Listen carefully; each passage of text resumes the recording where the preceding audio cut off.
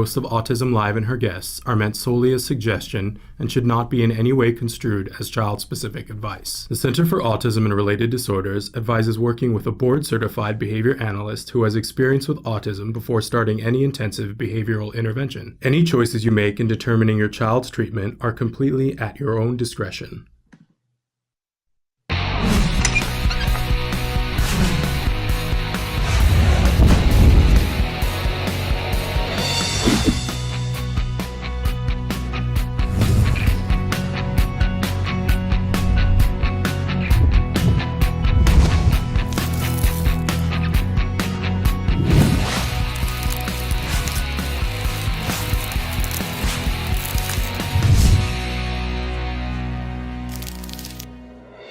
Good morning and welcome to Autism Live on World Autism Awareness Day. Our very special guest this morning, as you can see right from the jump, is the fabulous and wonderful Dr. Temple Grandin.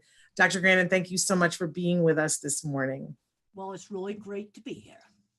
Well, and I mentioned before we got started that I wanted to take just a second at the top of the show to talk about World Autism Awareness Day, that this is a day that was created by the United Nations, and it is a day that asks all nations to step forward, to think about individuals who are on the autism spectrum and to find ways to bring the dignity of these individuals together and to call nations to ask them to problem solve, to be able to get resources to these individuals and for them to be treated with the respect that they so richly deserve.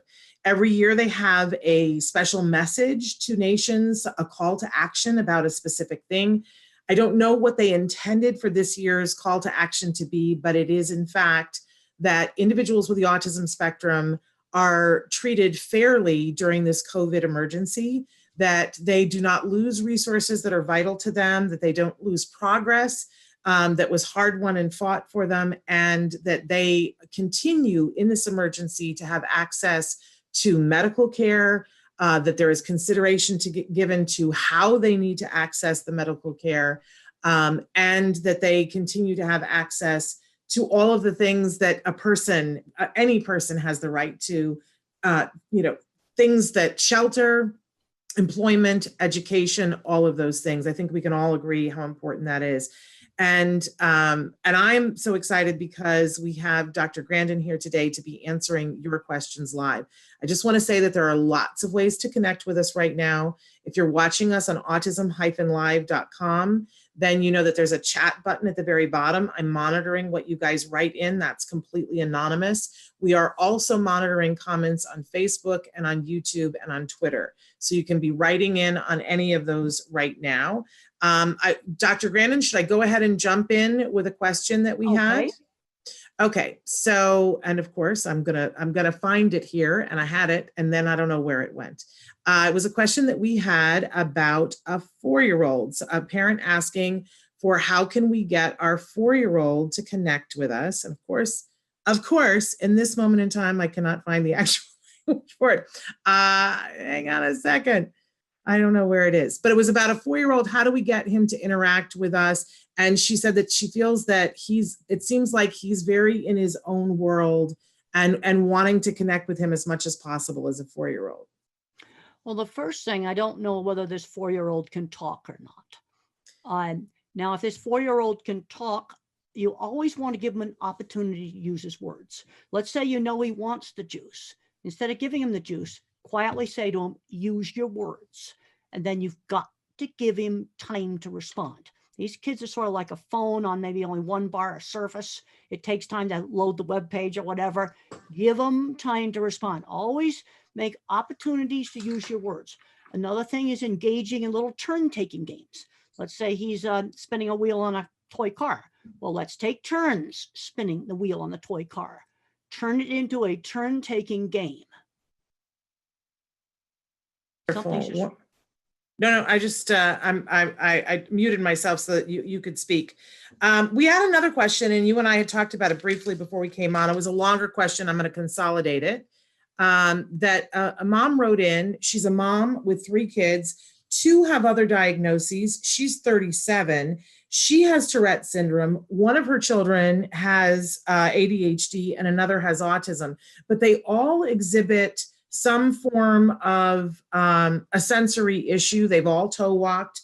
And they have these different issues. She says, we're all different, but we're the same. And she's wanting to know from you, she suspects that even though her diagnosis is Tourette's and her daughter's is ADHD, she's wondering if maybe they also have autism to a lesser degree and what these 3 things might have in common. I wanted you to talk about that. Research on Google Scholar. Now, Google Scholar is the scientific version of Google. And if you go on Google Scholar, you type in autism and ADHD, you're going to find, and genetics, you're going to find there's genetic crossover. There's also crossover in brain scans where some of the features are the same. See, these diagnostic categories are not precise. It's not like a COVID test. And I want to say a high quality COVID test done correctly that will give you a definitive diagnosis. It's not precise. These categories have blurry boundaries. Sensory issues, those happen in many different disorders, both developmental and head injuries. You also can get sensory issues. So their social awkwardness tends to go with a number of these different things. It's not real precise. Okay. We have a question specifically about the COVID-19 emergency. A parent writes in and says, what advice do you have for a 17-year-old on the spectrum who is having acute anxiety about COVID-19? And they want to know specifically what has helped you with anxiety. I have researched every piece of scientific literature on the shelf in the pharmacy medications that might treat COVID. And even before Donald Trump talked about hydroxychloroquine, I already had found that drug. So just knowing that there's things to possibly treat it. Now, I want to emphasize a lot of stupid things have been done with drugs. Hoarding, it's totally bad. People need that drug for lupus. They need it for rheumatoid arthritis. Also, it's never to be used for prevention. It's to be used for moderate to severe COVID. All the tests haven't been done, but there are things to treat it. Computers right now are finding even more things. So that made me less afraid that there's actually some stuff to treat it. And also I've looked at the statistics. I am in the at-risk group. I probably have a 4% chance of dying. Well, Ebola is a 30% chance. Another thing that put it in perspective for me is I fell 5 years ago in my own bathtub. And a week later, I realized I had a dent here at the base of my skull. That bathtub came that close to killing me. The number didn't come up. I'm more worried about the bathtub. But the reason why everybody's got to stay in their homes is if everybody went out of their homes, well, the hospitals wouldn't even be able to treat people. Right now in New York, they're taking refrigerated trucks. I have to say that's something we use in my industry to haul food in, and they're putting dead bodies in them. That's really horrible. You just would, if too many people got sick all at once, the hospitals cannot deal with that.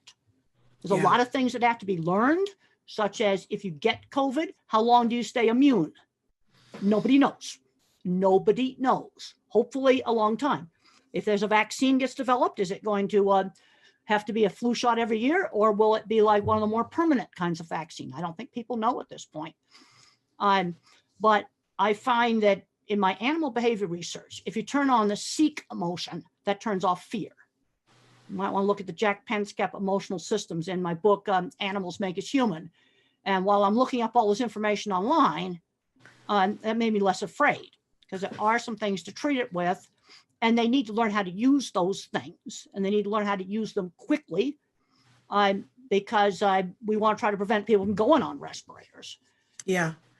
Yeah, I mean, I think everybody's entitled to a certain amount of anxiety about this, but a lot of it is that there's so much of this that isn't in our control. But what I'm hearing you say is that you felt more in control when you did some research. I did some research and I found out that now you've got doctors and dentists hoarding this drug. This is bad. Then you've got people that have lupus and rheumatoid arthritis.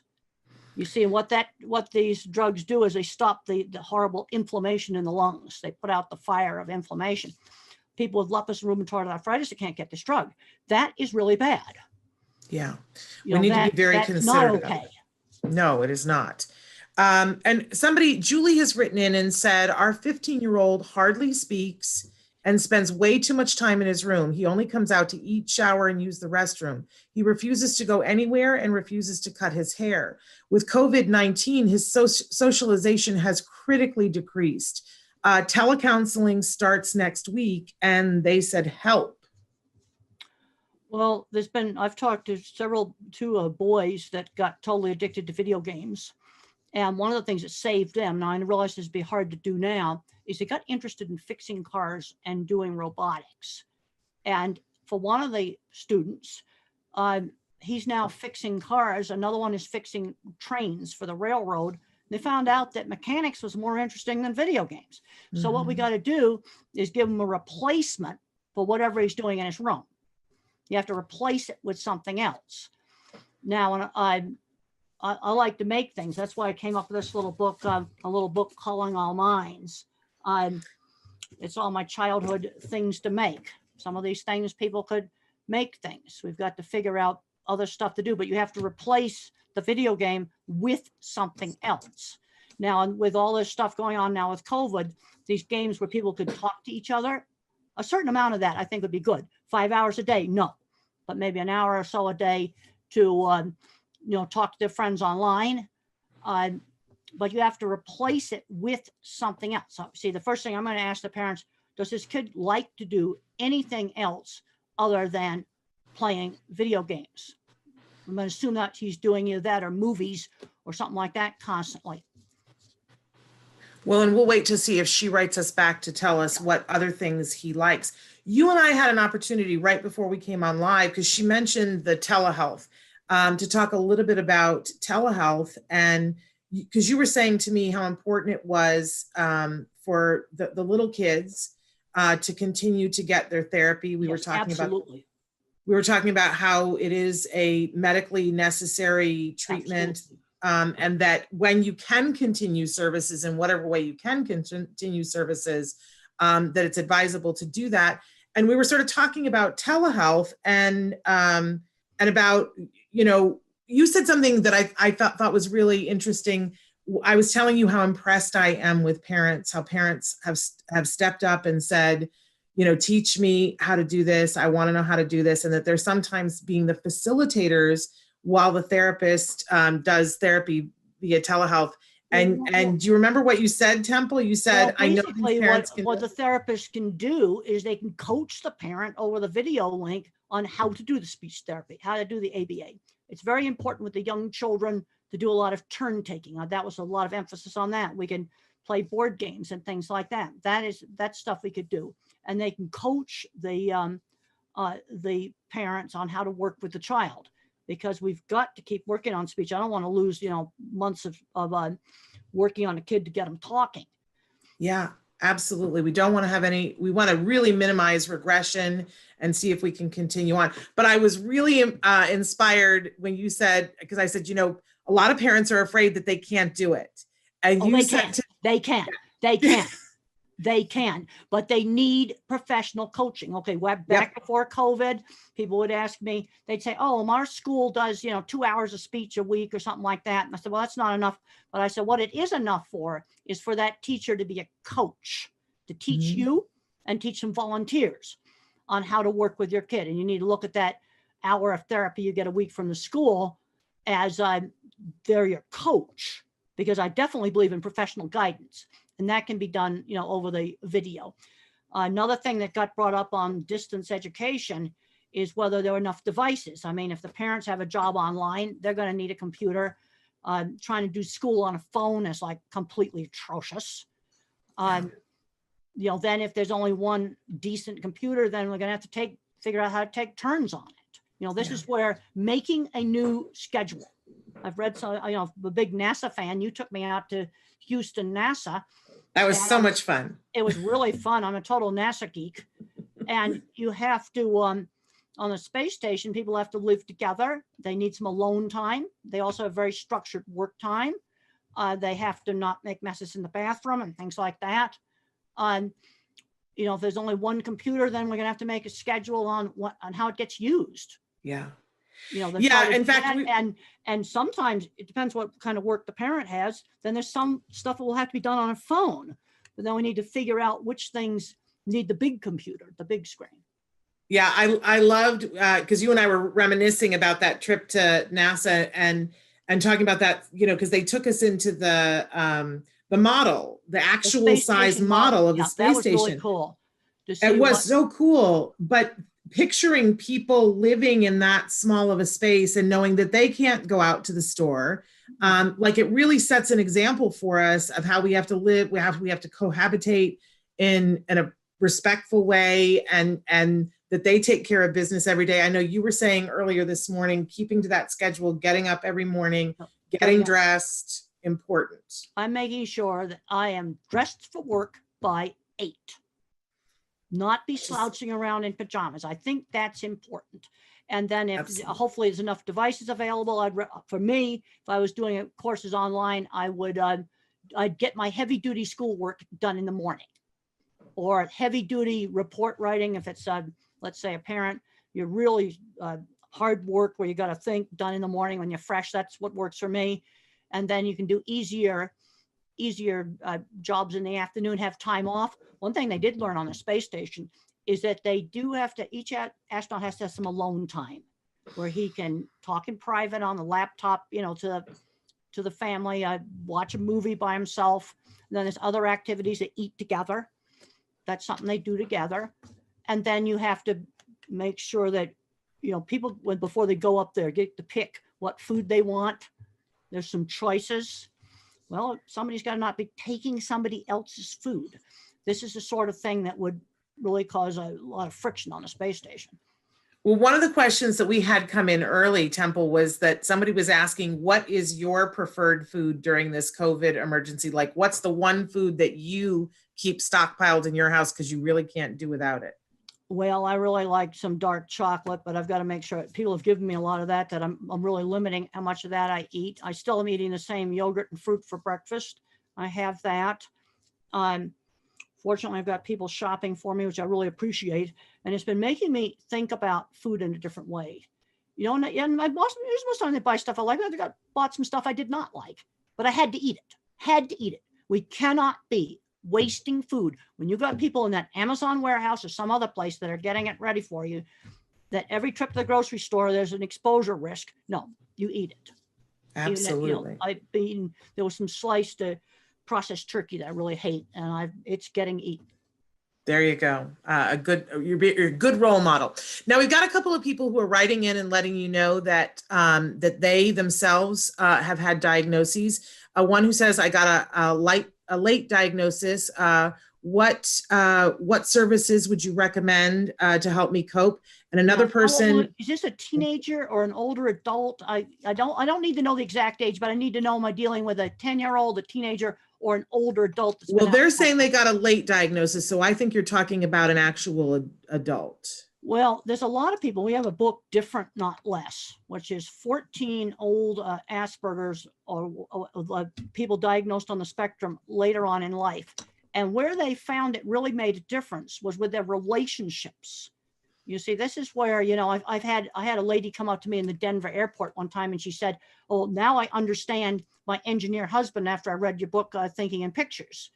Now, on the job front, I think some people are getting too overcoddled when they should be getting out and learning work skills, because all the people in the Different Not Less book had jobs ranging from a tour guide at a history museum to IT and a medical doctor, all different kinds of jobs. I didn't just fill it up with the computer geeks, and half of them are on the autism spectrum out there in Silicon Valley. I've been there. They avoid the labels. But Absolutely. The first step is realizing, that you think differently. And for relationships, that it's been a good thing for a lot of people. And that's why I did the Different Not Less book. And all of the people in that book are employed. Wonderful. I should point out that Temple has been prolific and written a lot of books that are really amazing resources. And you can find all of her books on Temple. They're available on Amazon. Look at that. New edition of The Way I See It. Brand new 5th edition of The Way I See It. A whole lot of little short articles. We updated it.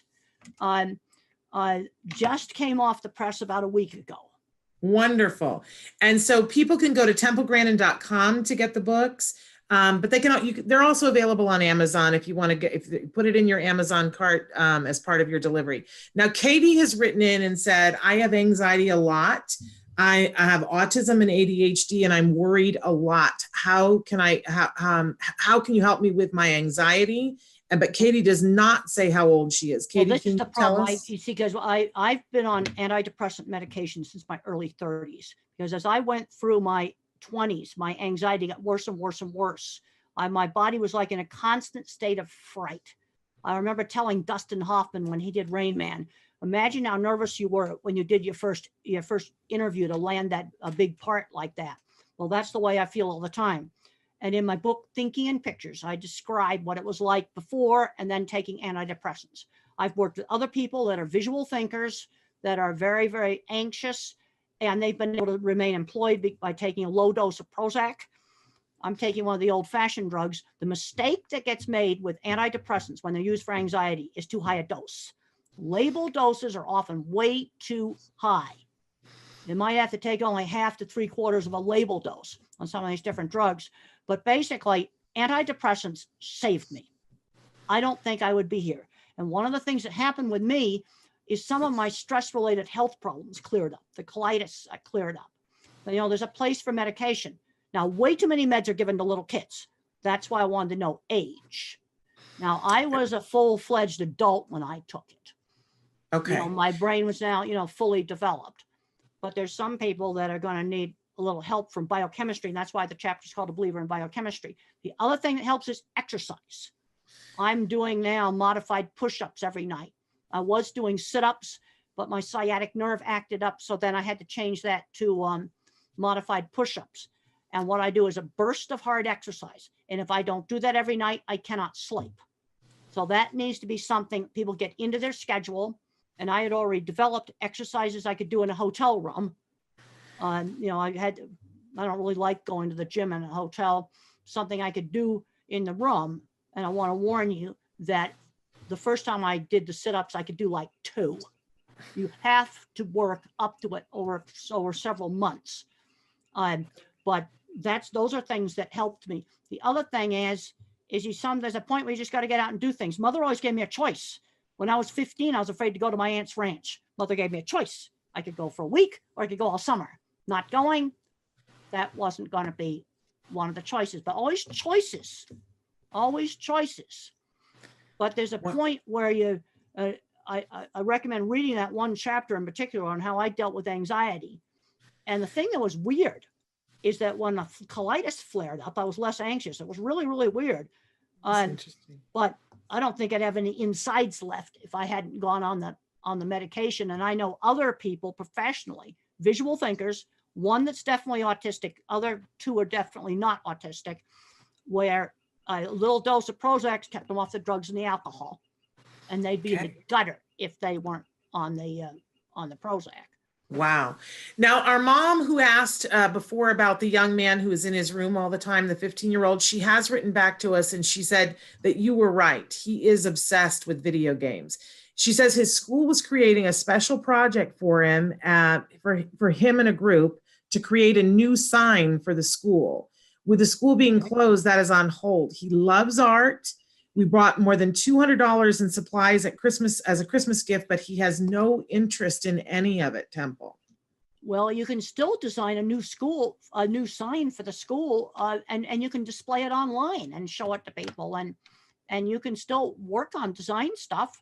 This is still going on now. Like we're doing cattle stuff. Mark, my assistant's doing cattle stuff, and we can't go anywhere. We can't travel, but we're still doing design work. People write in to me about livestock stuff. We're still doing it. But Temple, how did your mother motivate you? I'm always amazed by the fact that your mother was so ahead of the curve. And you have told me before that if left to your own devices, you would have sat and spun the little metal plate at the end of your bed. And that's what you would have done all day long. How did your mom get you out of the bedroom, get you into the stalls with the horses, and then get you drawing horses? How did she get you to do that? Drawing horses, I was doing in about 3rd grade, because when I was in 3rd grade, I would just draw the same horse head over and over again. And she just suggested, well, let's draw the entire horse. Let's draw its saddle, draw its stable. Okay, you have a kid that loves cars.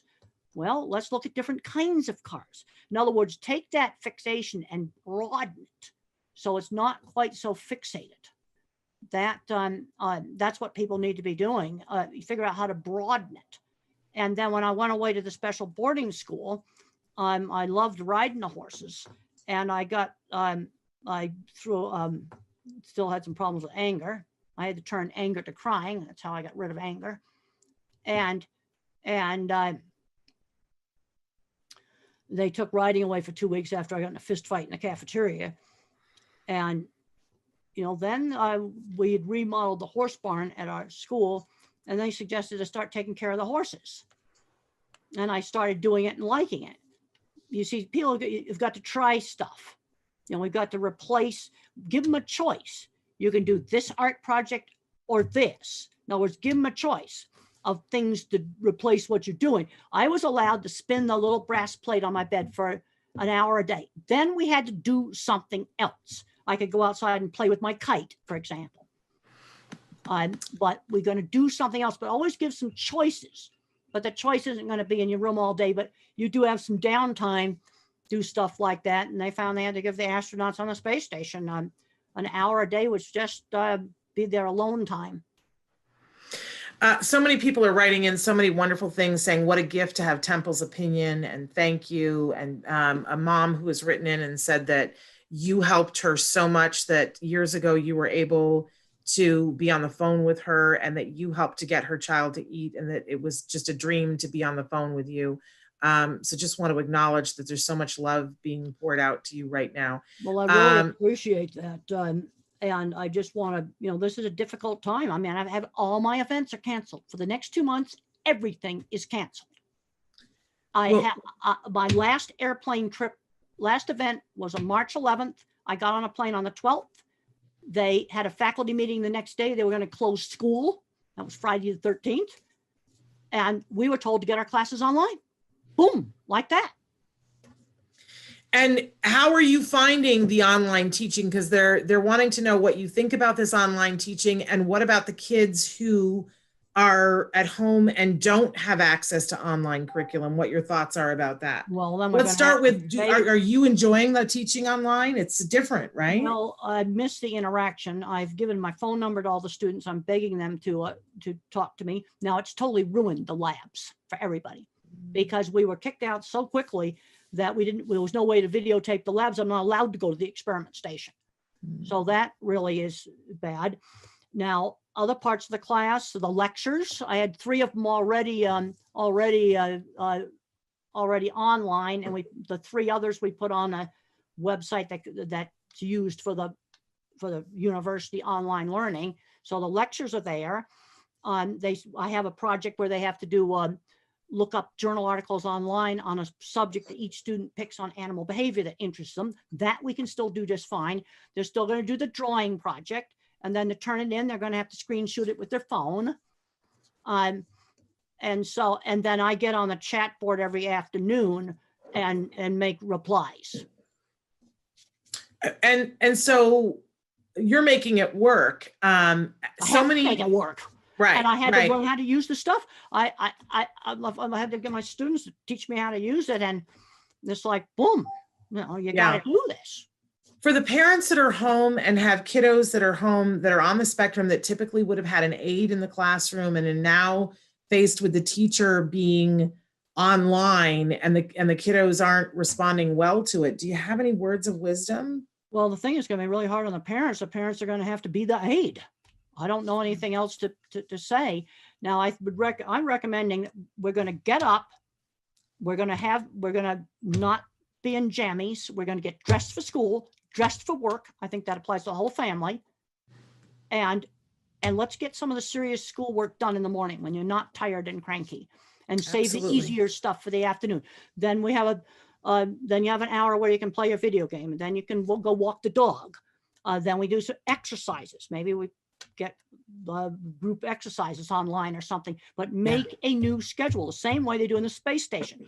They schedule their meals, they schedule when they have to do their experiments, but they also have scheduled downtime. Yeah, in fact, you can pretend that you're on the space station. Well, that's sort of like what it's like. Yeah, it's exactly what it's like. And then for parents, they're also wanting to know if there isn't anything online that's being offered, do you have any recommendations? Well, then you better, I would go on some of the homeschooling websites and maybe buy some workbooks, buy some materials online. Now, one of the problems that's happening with Amazon Warehouse now is they are may run out of books because they have to stock essentials. But the books are available electronically. So Absolutely. if you buy a Kindle or some other device like that, that I'm sure that's considered essential. But no, you need to get some materials. I'd get on the homeschooling websites and I would try to find materials. And we're going to have some classes. We're going to have to have a time where we're going to do schoolwork, whether it's actually online or you're going to do it with some materials. There's tons of free stuff online. Let me tell you how to find some really cool mathematics stuff. Use Google Images to search for mathematics stuff. You will find websites you will not find on regular Google. You want to see the cool patterns?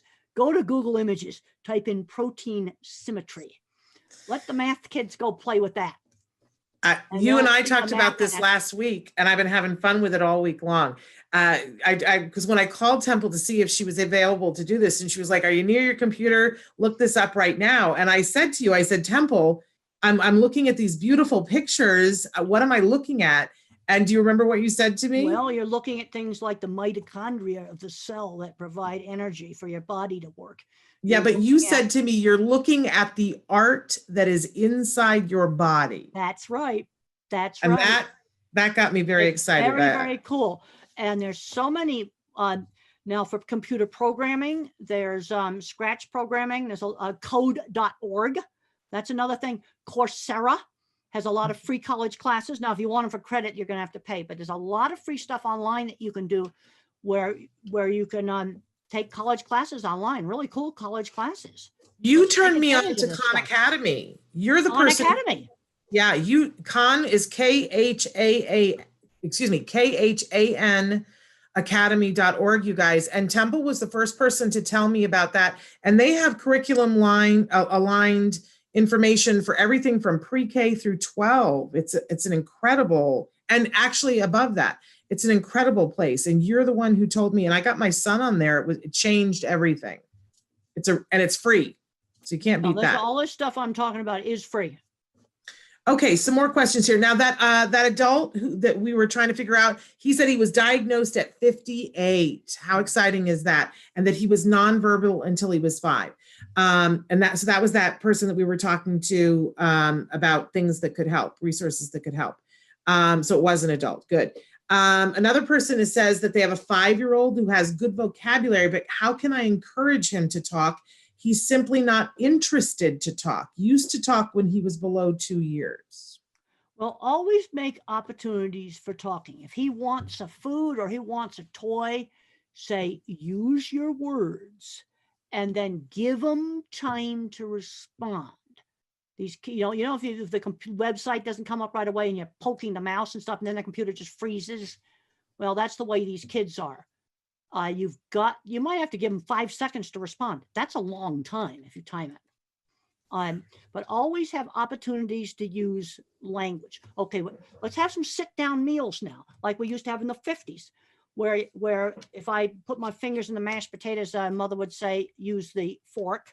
If I reached across to grab the serving dish, mother would say, ask your sister to pass it. Give the instruction.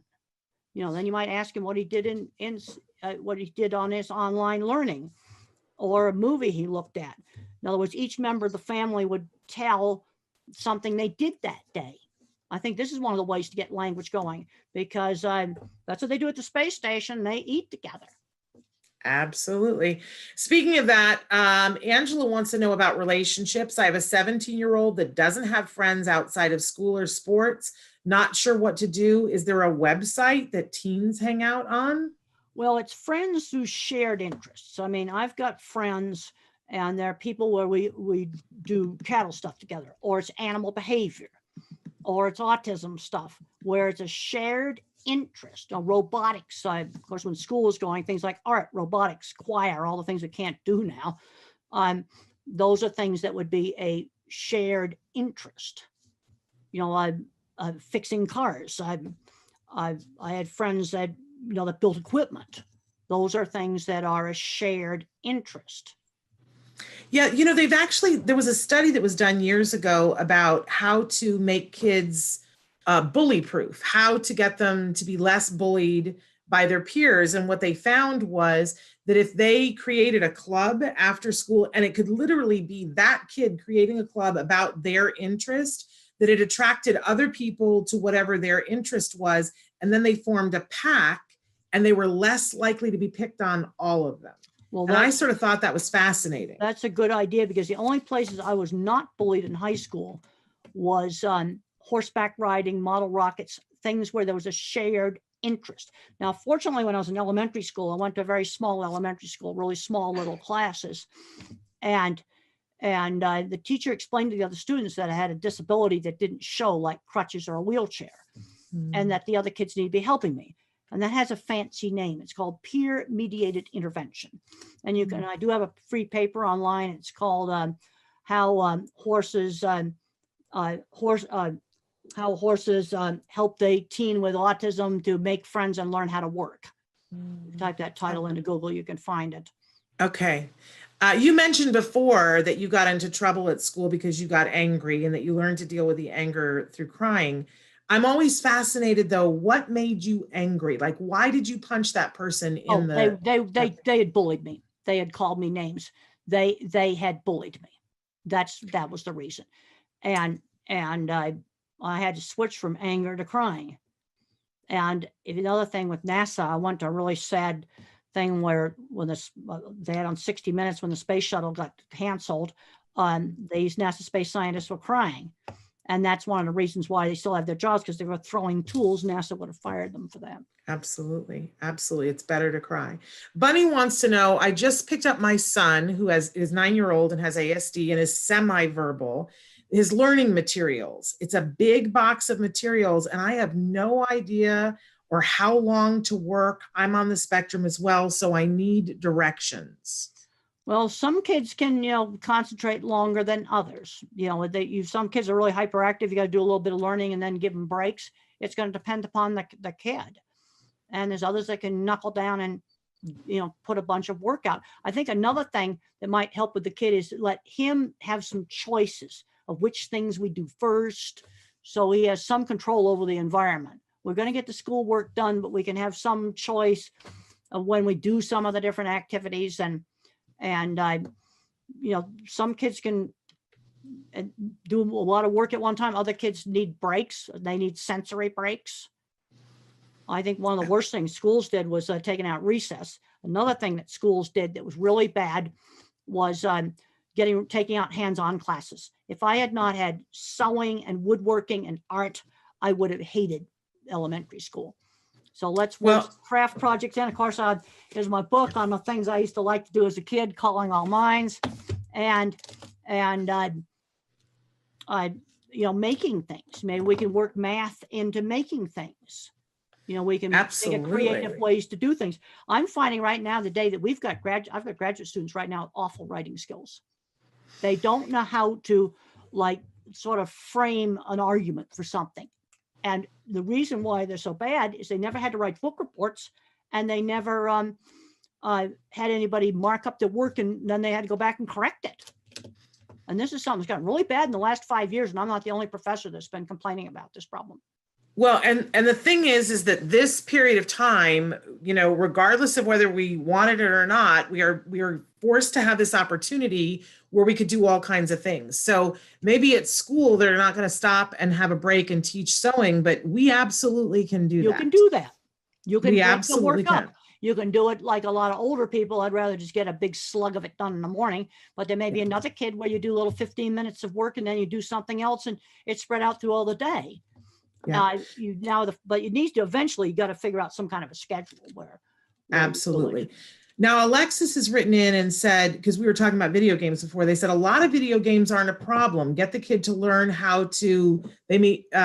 Learn how to. They may either, for videos that teach people how to play or teach them how to run massive multiplayer games. Now, Temple, I'm wondering, have you seen any of the games that are VR? Have you done the thing where you put the? I haven't. I've done virtual reality.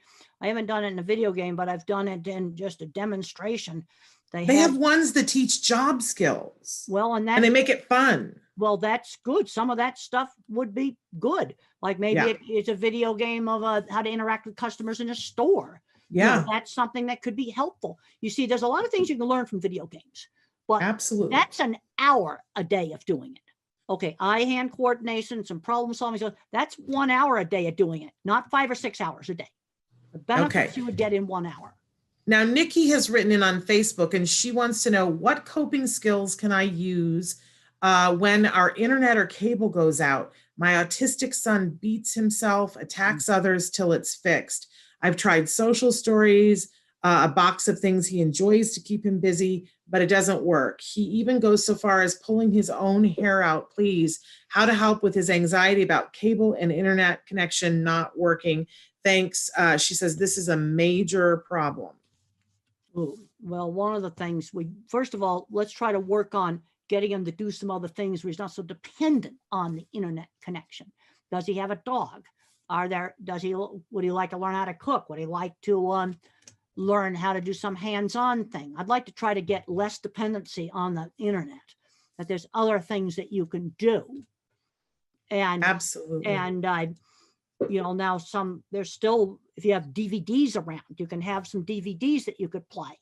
You probably can buy a DVD player online so that you've got some movies stored. So when the cloud crashes, you could still have things to do. You see, the problem is the internet circuits are getting overloaded.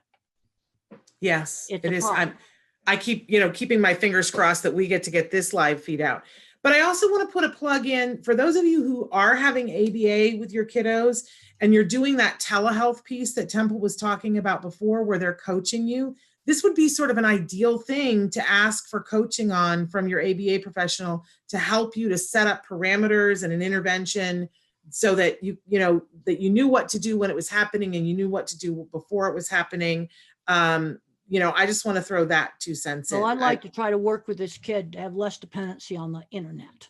Absolutely. And let's start working on gradually getting him to do some other things that have nothing to do with a screen, so that screens aren't his whole entire life. And you're going to have to do that gradually and give him some choices, because the internet is going to go down. That's going to happen. It is going to happen. Manuel wants to know, my daughter is nonverbal and very hyperactive. She's 9 years old. What would you recommend to help her? And he says, it's a pleasure watching you both live. It's a pleasure being here with you. And I don't know about you, I got so excited about seeing Temple's Kitchen.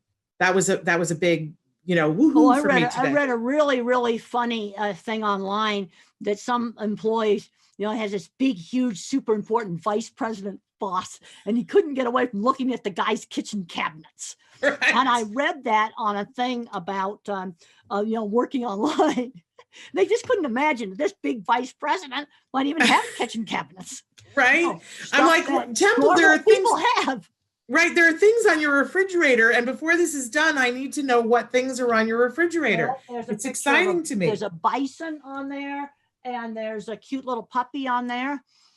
Then there's some little magnets that were given to me of some artwork. Well, fabulous. But now back to the nonverbal, very hyperactive 9-year-old. What would you recommend, Temple? Well, let's try to work on things where he can, mother used to say, run the energy out of you. Okay. And it's a girl, it's a daughter. Exercise things, some sensory things. His mother says, run the energy out of you. So we got to try to figure out some things that he can do. I don't know if he lives in an apartment or what he lives in. But he's going to have the other thing I'm going to ask is, what was he doing before COVID? What kind of situation was he in? You see, this is where I got to have more information, and how well was he functioning in his previous situation? Yes, it is a girl. He mentioned that it's his daughter. Right. Girl, but okay. One of the things we've been talking about on the show is that even for people who are in apartment buildings, I just keep remembering, Temple, back to when I was a young girl and we didn't have the internet. And a lot of times we got snowed in for days on end because I lived in upstate New York. We play in the snow. Oh, Right? we went out and played in the snows. And then I was taught turn taking, where I'd roll the bottom ball of the snowman. My sister would do the middle ball. Then I would do the head. And then we had a box of old junk, the snowman decoration box.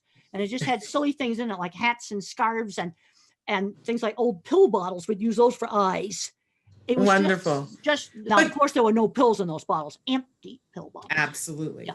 But there was also a lot of time when we were kids that we had to be stuck indoors, and we would make an obstacle course in the living room, and we would create ways and my mom would help us to create ways that we could get our yayas out. That's what we always called it. So even if you can't go outside, you can't get to a park, you don't have any place to take your kids, but you're in your apartment, turn your apartment into an obstacle course and make them run the obstacle course. Kids need exercise. Well, we used to play horses when I was a kid, and since I was big and strong, I was always the horse. Somebody light would ride me. But that, and then we had a brown rug in our TV room. That was the corrals, and then the living room was the pasture because they had a green rug, and that takes up a lot of energy. And that kind of play, it actually requires a lot of cognition. It helps you to work on all the different kinds of plays that there are of taking something and endowing it with other qualities, doing imaginary play, doing sociodramatic play. And it's really good for our kids. So, it's really important, especially for those hyperactive kids, to be able to have a way to move their body. Even, we were recommending the other day, rearrange your furniture, like push the furniture around, push it back to where it was. But that pushing kind of things activates heavy work. Exactly. So good for that. Also, if you've got an OT that you could get on a teleconference, could give you some coaching, and that might be helpful. Oh, yeah. Absolutely. Another question here. Good morning. Have a question. What do you do when your son doesn't want to be with another person? My son doesn't want to be with my little girl. And you were talking about if we had two astronauts that didn't like each other, how would we help them to work this out? Well, probably be spending some time apart, opposite ends of the space station. Oh, and there's been problems where on one of the not the U.S. space station, but a Russian space station, they felt they were overworked and they turned off the communications of mission control, and which wasn't the best thing to be doing. But now some people on the spectrum have problems with the high pitched, like a baby's cry, the voice. Could that be the issue? What? Sometimes it's sensory. I get asked all the time about autistic people and animals. And what I say is there's three ways that they react to animals: love them, scared at first, then love them, and then ones where it won't work because they never know when the dog's going to bark because you can't control the dog, and then it hurts their ears. Now, other sounds that you can control, like the vacuum cleaner or maybe some other hairdryer or something like that, if the child can turn it on and control it, that can often be really helpful. Where they turn it on and off, they might get to like the vacuum cleaner, but you can't control a little sister screaming or whatever.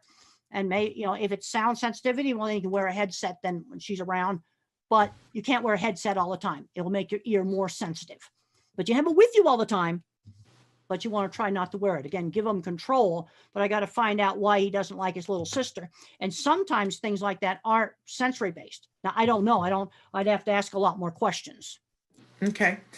Another question, Dr. Grandin, I have a son who is 10. He loves to build cages for animals. It is all he wants to do. How can I foster this interest, but still get him to do his schoolwork? Well, we can have a time to do his building things, and then has to be a time for doing schoolwork. We might give him some choices of the times on the schedule, but you are going to have to do some schoolwork. Absolutely. And the other thing I might do, if you could get the teacher on the phone or something and ask for help. I think a lot of these teachers would be available by phone, and maybe the teacher can give you some ideas. Absolutely.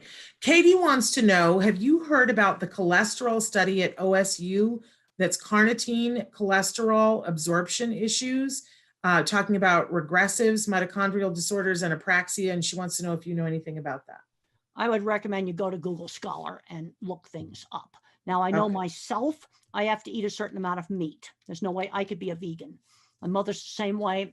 We got to eat a certain amount of meat. I think there are differences in metabolism, but I would recommend doing Google Scholar search to look that stuff up. And how do you get on Google Scholar? Type Scholar into Google, click it. You'll see a link that says Google Scholar. Click on that. That will give you a new search box that takes you into the scientific literature. Wonderful. I love this question. Temple, you are so awesome. I want to know what you were doing with your free time during COVID-19. Are you watching Netflix too? And what are you watching? Well, I've just started watching the new Star Trek Picard show. I love it. I Yeah. just love it. And but I'm not binge watching it. Okay. I think how about one episode a day? Right. And then maybe do some other show. You see, I think we need to get a more, restrained schedule here. And so and that not just binge watch the whole thing. Right. Well, I happen to know that show is on it's on CBS Access only. So it and for a while it only comes out once a week. So but then they leave the episodes online. Yes. Because so if you're just starting now, you've got like what 6-7 episodes. That's right, and you can start watching those. Yes. And Amazon does have it. You can get it that way too. Have you had the opportunity to meet Patrick Stewart? Never have met Patrick Stewart, but I did have the opportunity one time to meet Leonard Nimoy. Oh, I'll bet that was super cool. Yeah, that was. Now, I've not met, I did not have the opportunity while he was alive to meet Leonard Nimoy, but I have met Patrick Stewart. He would probably think you were the most fabulous thing ever. I loved Mr. Spock, and I loved Data, because I really related to those characters because they're like an autistic person. Yes. There's a lot of subtle emotional things that I still don't pick up. Now, are you watching? There's a lot of things on television right now, Temple, where they're featuring characters who are on the autism spectrum. Are you watching any of those? Good Doctor show. I've seen that. Yeah. Now the thing is, a person with autism, as they get more and more, do more and more stuff, to start to learn, and learn, what gets people upset and things like that. But I still have got, I have problems because I tend to be very, very logical, and I found that looking up online, medications that could treat COVID, that greatly reduced the fear. I remember when I first found some of the drugs, I'm going, wait a minute, I'm not going to die. There are some things to treat it with. Yeah. And that's a very healing thought. Navnet wants to know, my son does not speak and was diagnosed with autism when he was 1.8 years old. He is now 5.5 years old. What can we do to make him speak? We feel that he understands, takes us to what he wants, points fingers, murmurs some voices, kinds of words, what was the age but again? doesn't speak. He's 5.5 now. Now, the thing I want to ask at 5.5, are you getting any words at all? See, this is where I want more information. There are some kids that aren't going to learn to speak, and they remain nonverbal. And there's some really good books to read. And one of my favorites is Tito Mukapadahay, How Can I Talk If My Lips Don't Move? That's Tito Mukapadahay, How Can I Talk If My Lips Don't Move? And he's in a sensory disordered world. And then there's the sequel to The Reason I Jump. And I like the sequel. It's got something like fall down 5 times, get up 6 times. It's got a weird title like that. And he talks about not being able to control his movements. And so now we got to give him a way to communicate if he's not talking at all.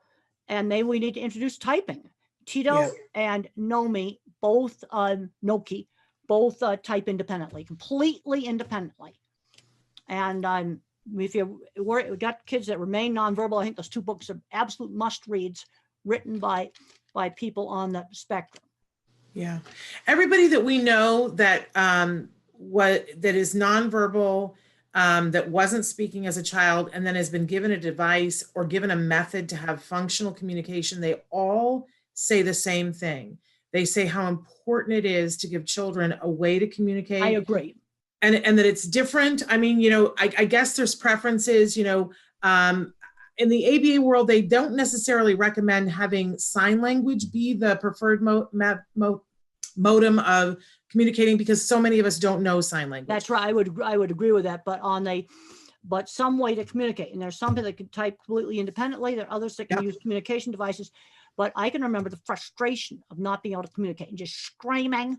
And in one of my very first book, Emergence Labeled Autistic, mother was taking me to the speech therapist, and I didn't want to wear this hat, so I chucked it out the window of the car. And she tried to grab it, and we got hit by, sideswiped by a semi-trailer. He swerved off the road to save us. Because I didn't want to wear this stupid hat. You see, that is frustration with not being able to communicate. It is a huge frustration. Absolutely. We're running out of time. I'm going to ask one last question. Temple, you are the best. I am crying watching this. How can I find my son's special interest? Well, I need to start asking a bunch of questions. That, if maybe it's a video game, well, what's a video game about? What's his favorite toys? I don't even know his age. Yeah. Now, the other thing that's really important on interests, I got interested in cattle when I was 15, when I was introduced to them on my aunt's ranch. So what this shows is that an interest can happen by introducing different things. Mm-hmm. And this is really important on careers. And I think learning how to work is really important. But I got introduced to cattle. And then you find out you like them. Or maybe you get introduced to something, you find out you don't like it. That's important too. Yeah. But we need to be introducing kids to more things.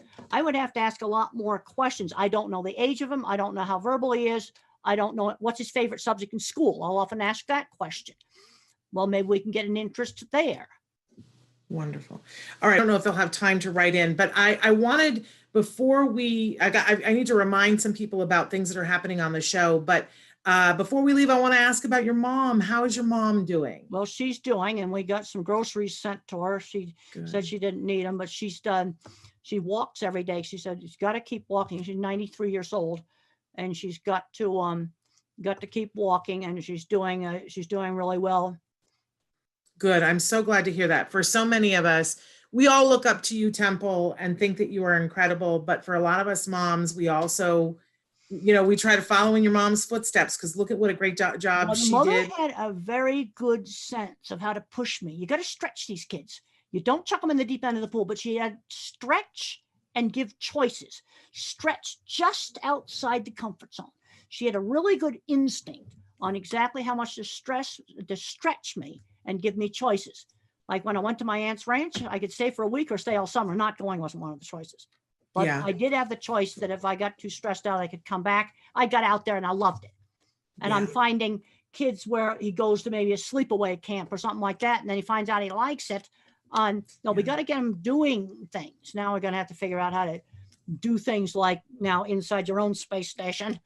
That's right. Yeah. Well, you've always pushed me with my son.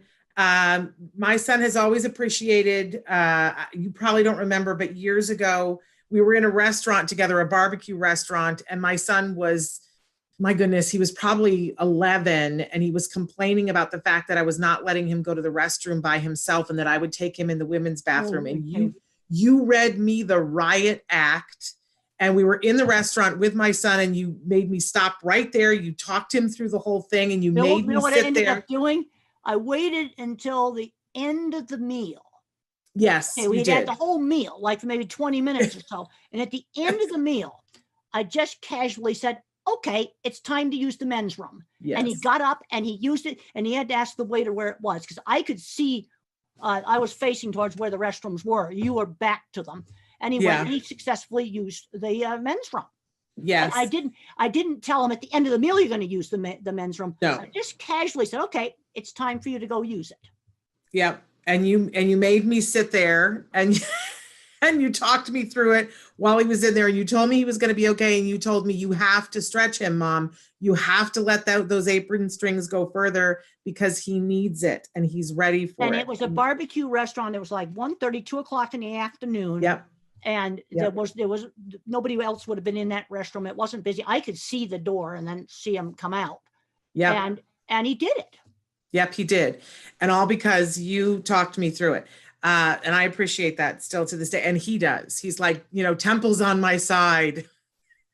I get to use the men's room. All right. We are about to be out of time, but I can't tell you how much I appreciate you. And honestly, Temple, if you have more free time over the next couple of months, we're happy to have you back whenever you want. Okay, I thought you have me back at at 5 o'clock my time in Colorado. Yes, we have you back later on today for a very specific group today that it's just a group for parents, and thrilled to have you then. But if you want to be back on Autism Live, we will make ourselves available whenever you want to do this. I'll probably be happy to do that. Well, wonderful. A couple of programming notes that I want to tell you guys. We are back tomorrow with Let's Talk Autism with Shannon and Nancy, and our very special guest on the show tomorrow is Danny Bowman.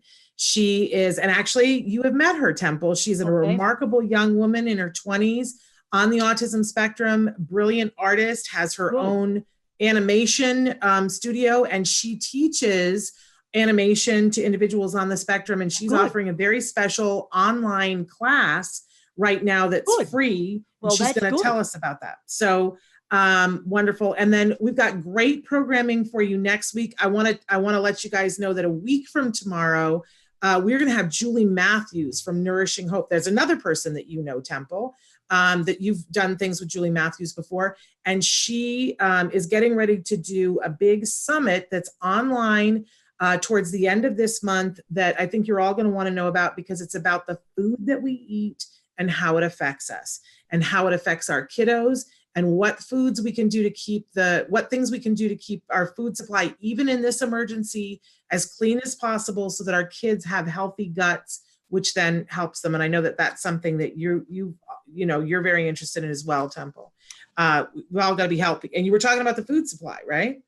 Well, I'd say we got people out there, truck drivers, we need to be thanking them, people that work in these warehouses. Absolutely. Because you have the Amazon warehouse, but you take Walmart, Walmart has a warehouse, Target has a warehouse, all the grocery stores, they have these big distribution centers, huge supply chains that people have to work in to get that food into that store. Absolutely. Absolutely. So Julie's going to be talking with us a week from tomorrow. We've got great guests all next week, including Dr. Doreen Granpichet on Wednesday, here answering your questions. But we're a little bit past time. We have to let Temple go. She's got lunch plans. Another appointment, so I'm going to have to go. Temple, it's been such a pleasure. I'm going to talk to you later on today. Okay, great. Wonderful to talk to you. I'm going to sign off now. All right. Thank you so much. And I'm going to sign off too. We're going to be back tomorrow with Danny Bowman and Let's Talk Autism with Shannon and Nancy. Until then, give your kiddos a hug from me and one for you too. Bye-bye for now.